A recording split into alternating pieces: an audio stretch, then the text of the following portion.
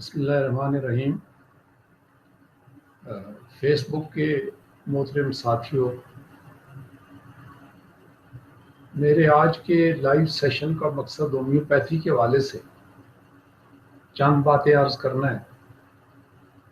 دراصل یہ آج کا سیشن جو ہے وہ 26 مئی دن کو 1 بجے جو کراچی میں جو سیشن ہونے والا ہے اس کی ایک بریف سی پریزنٹیشن ہے۔ میں تفصیل میں نہیں جاؤں گا، تفصیل میں انشاءاللہ جمعے والے دن 1 بجے اسی فیس بک کے لائیو سیشن پر جو ولمر شعبے کا آفیشیل پیج ہے فیس بک کا، اس پر یہ پروگرام ہوگا۔ وہ آپ سے درخواست ہے کہ آپ ٹائم نکال کر وہ اٹینڈ کیجیے گا۔ ہم اس پر بہت سارے ایشوز پر بات کریں گے کہ ہومیوپیتھی کا اصل چہرہ کیا ہے، لوگ اسے کس طرح پرسیو کر رہے ہیں، کس طرح انٹرپریٹ کرتے ہیں، کون کون سی غلط فہمیوں میں مبتلا ہو جاتے ہیں اس طریقہ علاج کے بارے میں اور کیوں ہو جاتے ہیں۔ دیکھنا بعض سمجھتے ہیں کہ یہ شاید روحانی طریقہ علاج ہے۔ اب روحانی کے ساتھ دیو مالائی اور جھاڑ پھونک کا بھی سلسلہ ملا دیا جاتا ہے۔ ہومیوپیتھی پر یہ الزام بھی ہے جی یہ سائنس کو نہیں مانتی اور سائنس اس کو نہیں مانتی، یہ بیماریوں کا علاج ہی نہیں کرتی، پیتھالوجی کو نہیں مانتی، انہیں لیب ٹیسٹ نہ لکھنے آتے ہیں نہ ہی ان پر بلیو کرتے ہیں۔ ہومیوپیتھی بیکٹیریا کو نہیں مانتی، وائرس کو نہیں مانتی۔ دنیا چاند پر پہنچ چکی ہے اور یہ علامات کی بات کرتے ہیں۔ تو دوستو یہ اور اس طرح کی بہت ساری کنفیوژنز ہیں جو چل رہی ہیں۔ پھر سوال کیا جاتا ہے جی کیا ہومیوپیتھی میں ہیپاٹائٹس کا علاج ہے، کیا کینسر کا علاج ہے، کیا ٹی بی کا علاج ہے، کیا ایڈز کا علاج ہے؟ بتائیں ہے یا نہیں؟ بھئی وہ کیسے بتائیں ہے یا نہیں؟ آپ کا سوال ہی ٹیکنیکلی غلط ہے۔ ہر سسٹم کے ایک سیٹ آف رولز ہے۔ تو یہ ساری باتیں ہم جو ہے اس 26 مئی والے سیشن میں انشاءاللہ ڈسکس کریں گے، اور ہم آپ کو یہ بھی بتانے کی کوشش کریں گے کہ آپ کو ہومیوپیتھک علاج کیوں کرانا چاہیے۔ یہ آپ کو جو دوسرے طریقہ علاج ہے ان سے ہٹ کر کیا چیز آفر کرتا ہے کہ آپ کو یہ علاج کرانا چاہیے، ٹھیک ہے؟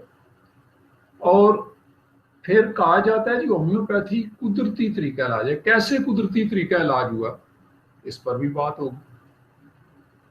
جیسا میں نے کہا دوسروں سے الگ ہے تو کس طرح سے ہے، ٹھیک ہے؟ پھر اس کی شروعات کیسے ہوئی۔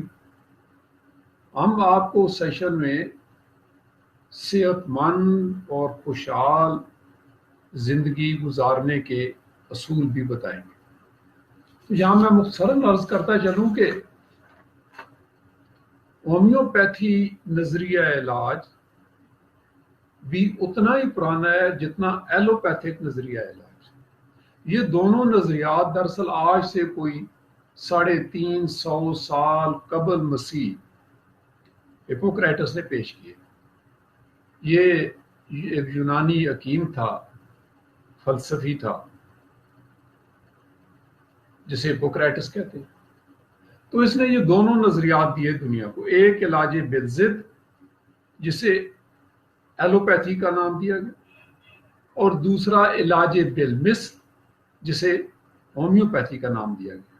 تاہم آج سے کوئی 250 سال پہلے ایک جرمن سکالر نے جس کا نام تھا سیموئل ہانیمن، اس نے اسے عملی شکل میں ہومیوپیتھی کے طور پر رائج کیا، اور جو آج بھی جاری و ساری ہے، ٹھیک ہے؟ پھر یہ بھی کہا جاتا ہے جی لوگوں کی دلچسپی اس میں نہیں رہی۔ ابھی پچھلے 15-20 دنوں میں لاہور کا ایک ٹی وی اینکر پرسن کہتا ہے کہ لوگوں کی دلچسپی اس میں نہیں رہی۔ بھئی کیسے نہیں رہی؟ آپ گھر بیٹھے ایک بات کر دیتے ہو ٹی وی پہ، آپ کہتے ہو یورپ میں اس پر پابندی لگائی جا رہی ہے، اس کو یو این او نہیں مانتی. کیسے نہیں مانتی؟ یو این او نے تو اس کو second large most system of medicine کہا ہے ڈبلیو ایچ او نے، دنیا کا دوسرا بڑا طریقہ علاج کا. پھر کہتے ہیں جی یورپ میں اس پر پابندی لگائی جا رہی ہے. کیسے؟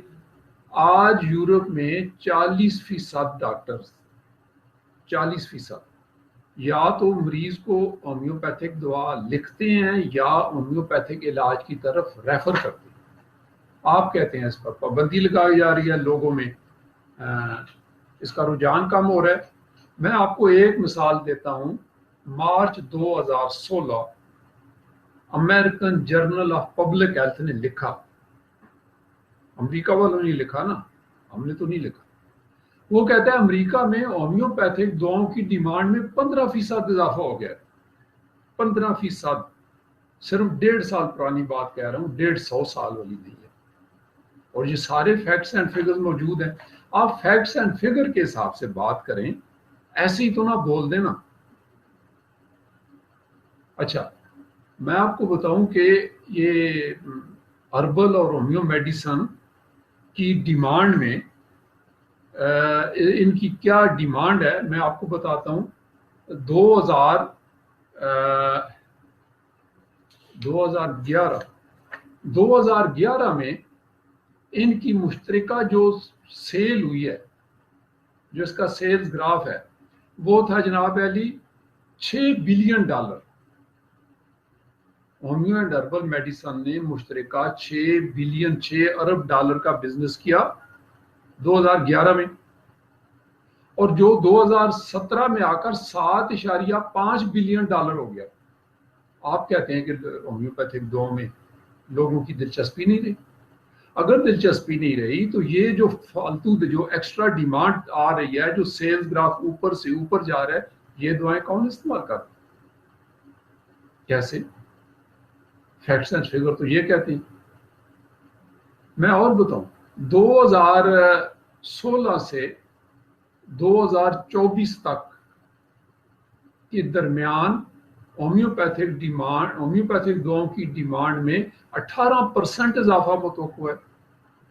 دیکھیں 2016 سے آپ انٹرنیٹ پہ ساری انفارمیشن ہے، گوگل میں دیکھیں. تو دوستو اعداد و شمار تو کچھ اور ہی کہانی سناتے ہیں. آپ ٹی وی پر بیٹھ کر کہہ دیتے ہیں جی لوگوں کی دلچسپی نہیں رہی اور اس کو ڈبلیو ایچ او نہیں مانتی اور یورپ میں پابندی لگ رہی. کیسے پابندی لگ رہی؟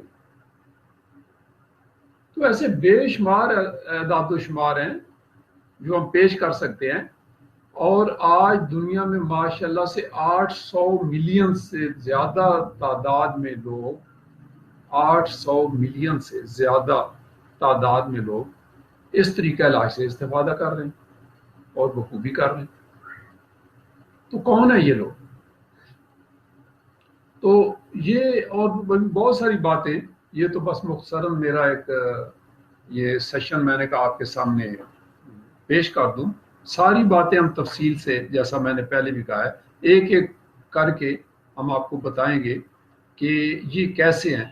آپ اسے لاکھ ان سائنٹیفک قرار دیتے رہیں، آپ اسے پلاسبو ایفیکٹ قرار دیتے رہیں، لیکن آپ ان ملٹی ملین کی تعداد میں لوگوں کے بارے میں کیا کہیں گے جو کنفیس کرتے ہیں، جو اقرار کرتے ہیں کہ ہمیں اور ہمارے بچوں کو ہومیوپیتھک علاج سے فائدہ ہو رہا ہے اور ہم کروا رہے ہیں.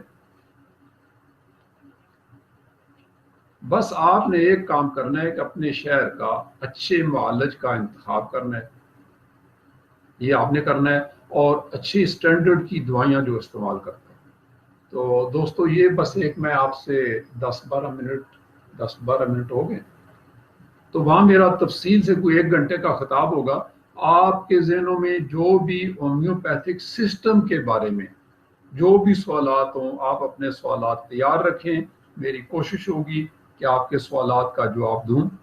باقی رہی بات جی کہ فلاں اے ڈاکٹر جو ہے نالائق ہے اور بی ڈاکٹر 2 نمبر کام کرتا ہے اور سی ڈاکٹر ایسا ہے، وہ سارے طریقہ علاج میں ہے. جو غلط ہے وہ غلط ہے، ہم اس کو سپورٹ نہیں کرتے. انڈیویجول بنیاد پر اگر کوئی غلطی کرتا ہے تو اس کی غلطی ہے، ہم اس کو ڈیفینڈ نہیں کر رہے، ہم تو سسٹم کو ڈیفینڈ کر رہے ہیں. سسٹم میں خرابی بتاؤ. ہماری دوائیاں جو آج سے 250 سال پہلے جو ریزلٹس دیتی تھیں آج بھی دیتی ہیں، اور ایک دعا بھی بین نہیں ہوئی، ایک دعا بھی مضر صحت قرار نہیں دی گئی، وہ آج بھی جاری ہے. تو اس سے پڑھ کر سائنسی جواب کیا ہوگا؟ یہ کوئی میتھ ہے. دعاؤں کو انسانوں پر آزمایا گیا اور ذی شعور عقل مند سینس رکھنے والے لوگوں پر آزمایا گیا، جنہوں نے ایک ایک چیز بیان کی جو ان کے قلب و جگر پر، جو ان کے دماغ پر بیتی. یہ چوہوں، بلیوں، کتوں پر اور کیڑوں پر نہیں آزمائی گئی جن کے تو دماغ ہی نہیں ہوتے.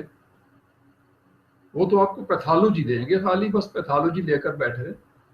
ہم پیتھالوجی کو بھی مانتے ہیں اور سائیکوسمیٹک ایفیکٹس کے قائل ہیں. جو دل و دماغ پر گزرتی ہے وہ بہت عام چیز ہے. جسم پر تو اس کی مینیفیسٹیشن ہے جناب، اصل چیز تو کہیں پیچھے بیٹھی ہوئی ہے، اور ہومیوپیتھی اس کو تسلیم کرتی ہے، اس کو ریکگنائز کرتی ہے، اس کو اہمیت دیتی ہے، اور اس کی روشنی میں پورے کے پورے انسان کا. خیر یہ بہت لمبی چوڑی باتیں ہیں، تو میں ابھی یہاں ختم کرتا ہوں. تو آپ اپنے ضرور اس دن اپنا ٹائم نکال کر سنیے گا. اور دوستو ہمارا مقصد تو یہ، ہم کسی بھی، ایک بات میں عرض کر دوں، ہم کسی بھی سسٹم آف تھراپیوٹکس کے اگینسٹ نہیں. ہم سب کو مانتے ہیں، سب کی اہمیت کو تسلیم کرتے ہیں، اور ہم صرف یہ بتانا چاہتے ہیں کہ ہم ڈفرینٹ کیسے ہیں، ہم کسی سے الگ ہیں تو کس بنیاد پر ہیں. ہم اپنا الگ سسٹم ہے، ہمارا اپنا الگ سسٹم ہے، ہمارے اپنے سیٹ آف رولز ہیں، ہمارے اپنے ایس او پی ہیں، ہمارے اپنے اصول و قوانین ہیں. ہمیں ہماری ڈومین میں رہ کر پریکٹس کرنے کی اجازت دی جائے تو آپ کا بہت شکریہ. تو دوستو یہ مختصر سا بیان تھا. تو انشاءاللہ 2 دن بعد آپ سے پھر میں کراچی میں آ کر آپ سے ساری عرضداشت کروں گا، اور ہم سب نے مل کر، جو ہومیوپیتھ مجھے سن رہے ہیں، اپنا اپنا مشن جاری رکھیں. اور کچھ نہیں تو صرف 2 جو بھی سینئرز ہیں اپنے 2 جونیئرز کو کا ذمہ لے لیں، ان تک اپنے نالج ٹرانسفر کرنے کا. تو میں سمجھوں گا آپ نے ہومیوپیتھی کا حق ادا کر دیا، اور آپ اگلے جہان میں بھی سرخرو ہوں گے. مجھے سننے کا بہت شکریہ. Thank you so much.